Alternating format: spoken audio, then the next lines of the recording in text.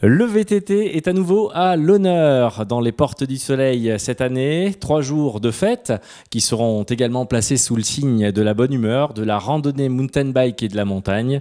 Je vous propose d'en savoir plus sur cet événement avec notre invité.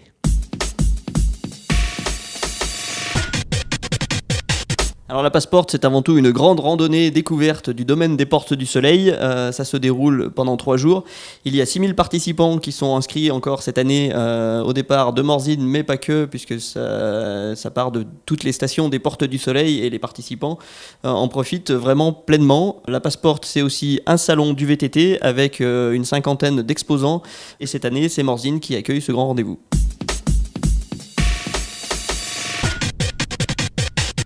Alors, puisque vous parlez donc de Morzine, on peut peut-être brièvement parler donc de ce rendez-vous qui atteint les passeporteurs, notamment la Passe Village, qui est assez sympathique, je crois, comme rendez-vous, puisque c'est en soirée. Expliquez-nous un petit peu l'épreuve.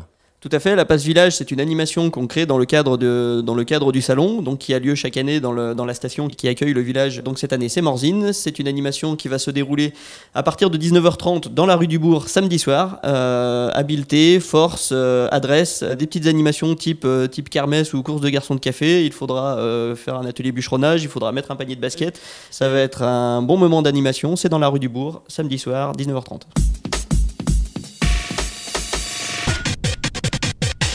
On a aussi pensé aux accompagnateurs de ceux qui viennent faire du vélo. Dans plusieurs stations, au départ de plusieurs stations des Portes du Soleil qui sont concernées par la Passporte, on a créé une randonnée piéton.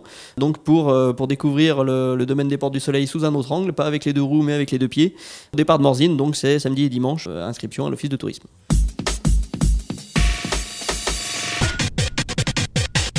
Sur l'ensemble des domaines des Portes du Soleil, c'est 24 montées mécaniques qui sont ouvertes tout l'été et équipées pour le transport des VTT. Alors la Passporte n'emprunte pas les 24 montées, mais 15 ou 16 remontées sur tout le parcours, ce qui est déjà beaucoup.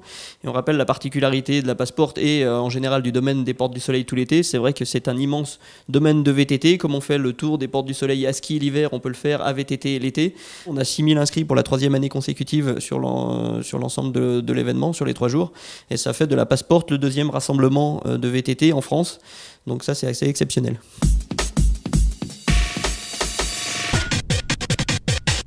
Et puis il y a aussi, donc il faut le souligner, différents points de ravitaillement qui sont donc répartis sur les différentes stations.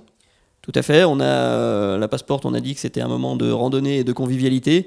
La convivialité, ça passe par nos ravitaillements. Chez nous, c'est presque des ravitaillements gastronomiques. On met en avant nos produits du terroir, on met en avant notre région. Vous allez trouver du fromage d'abondance, vous allez trouver de la raclette à certains endroits, de la tartiflette à d'autres, du chocolat suisse. Enfin bref, voilà, c'est vraiment l'occasion de découvrir à la fois notre domaine VTT, mais aussi notre région.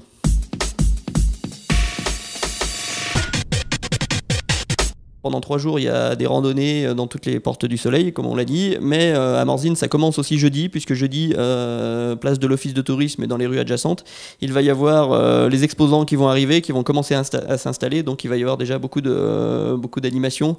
Voilà, et puis aussi la Passporte, enfin, c'est un moyen de découvrir des nouveaux derniers modèles de VTT donc à découvrir. N'hésitez pas à venir visiter nombreux le salon à Morzine cette année. Merci Bruno Robinet.